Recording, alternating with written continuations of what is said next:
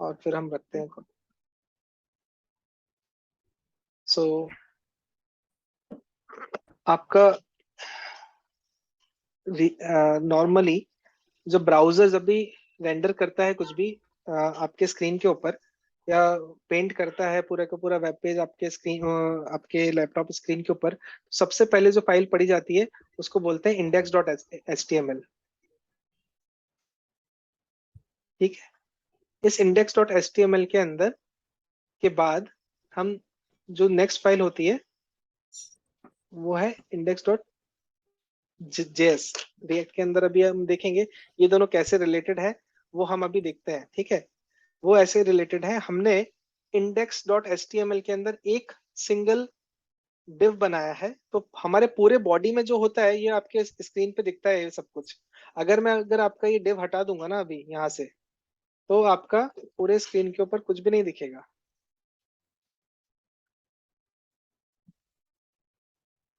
ये आपका ब्लैंक हो गया स्क्रीन, दिख रहा है आपको Parul? Yes sir. So whatever that you see on your screen is basically आपके एच टी एम एल के अंदर आपका क्या है, H T M L index dot H T M L के अंदर आपका बॉडी के अंदर जो भी होता है, this is what is getting painted here. ठीक है। अब यहाँ पे हमने क्या किया, यहाँ पे हमने सिर्फ एक सिंगल एक डिव बनाया, उस डिव के अंदर हमने सिर्फ आईडी दे दी, हमने यहाँ पे कुछ लिखा नहीं, हमने सिर्फ एक आईडी दे दी रूट। तो हम इस पूरे डिव को रेफर कर सकते हैं by using this ID root.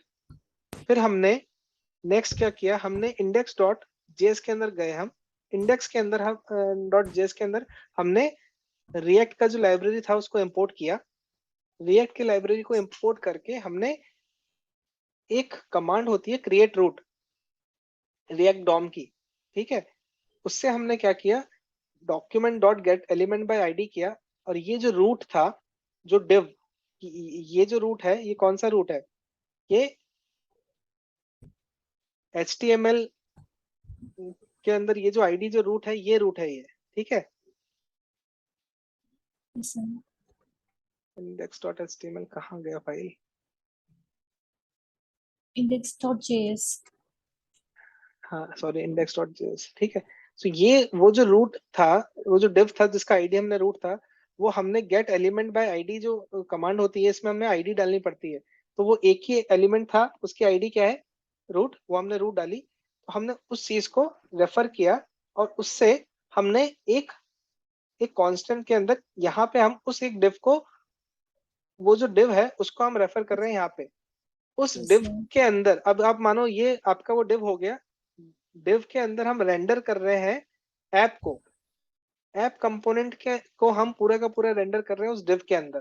तो हम ऐप के अंदर जो भी लिखेंगे ना, वो आपका उस डिव के अंदर जाएगा जो आपको वहां पे दिख रहा था। ठीक है। अब मैं, अगर आपको अभी कोड वापस से रन करके दिखाऊं, तो यहाँ पे सेव करता हूं मैं। ठीक है। तो यहाँ पे आपका दिख रहा है सब कुछ, राइट, क्योंकि मैंने HTML पे यहाँ पे इसको अनकमेंट कर दिया था अभी।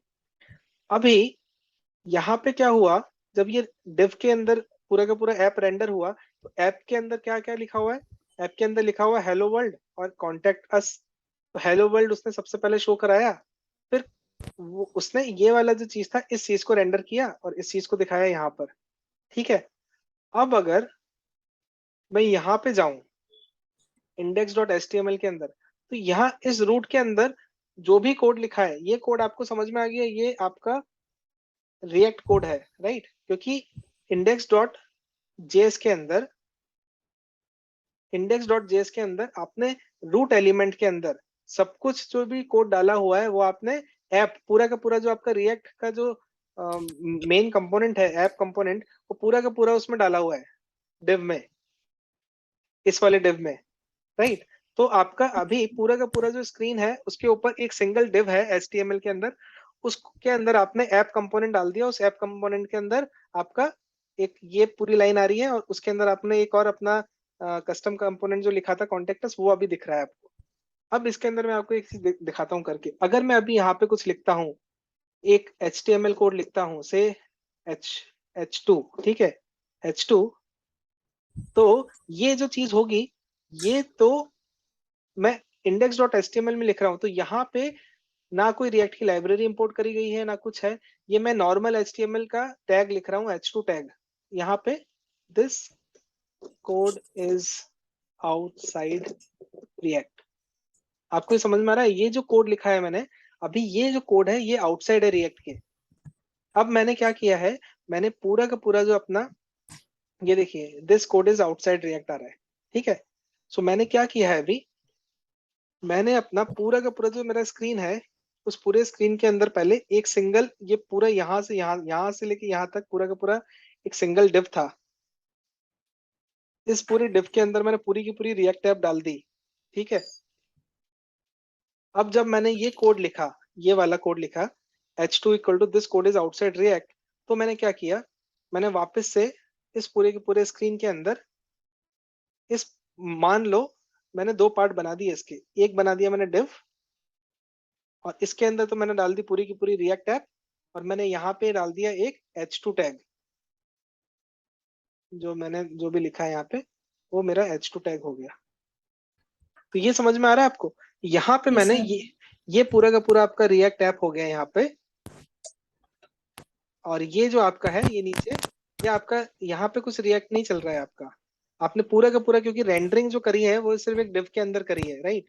तो वो आपका डिव कौन सा है, वो डिव ये है बस। तो आप ऐसा भी कर सकते हो, कभी आप किसी बहुत कॉम्प्लेक्स प्रोजेक्ट में हो और अगर आपको रिएक्ट यूज नहीं करनी है कहीं पे, तो आप वहां पे वेनिला जावास्क्रिप्ट भी यूज कर सकते हो इस तरीके से, जो नॉर्मल HTML लिख के यहाँ पर, और एक कोई कंपोनेंट या एक किसी पार्ट के लिए आप रिएक्ट भी यूज कर सकते हो इस तरीके से। बट आई डोंट नो वैसा आपको सिनेरियो आएगा या नहीं आएगा, बट इट इज पॉसिबल, वो आपको समझ में आना चाहिए। और ये जो मैंने अभी आपको बताया, this is one of the main core concept कि किस तरीके से रिएक्ट काम करता है, किस तरीके से HTML और CSS के अंदर हम रिएक्ट को यूज करते हैं। सो आई होप ये देख के आपको क्लियर हुआ होगा। यहाँ पे this whole thing is basically div. ये पूरा डिव था पहले, और ये कोड लिखने के बाद वो there is two parts in the body. Body के अंदर दो पार्ट है, एक डिव और एक H2। डिव के अंदर पूरा आपका रिएक्ट ऐप है, और H2 के अंदर आपका नॉर्मल HTML कोड लिखा है, बस एक सिंगल टैग है। क्लियर? Yes, sir. ठीक है। और कुछ, anything else, any other question? नहीं सर, बस ठीक है। बस और इतना ही। ये जो मैंने अभी आपको बताया ना, आप खुद से भी ट्राई करके देखना ये चीज, सो आपको और क्लियर होगा ये। ठीक है। ठीक है। ठीक है। ओके। ओके, ठीक है। Thank you sir. Thank you, thanks, bye.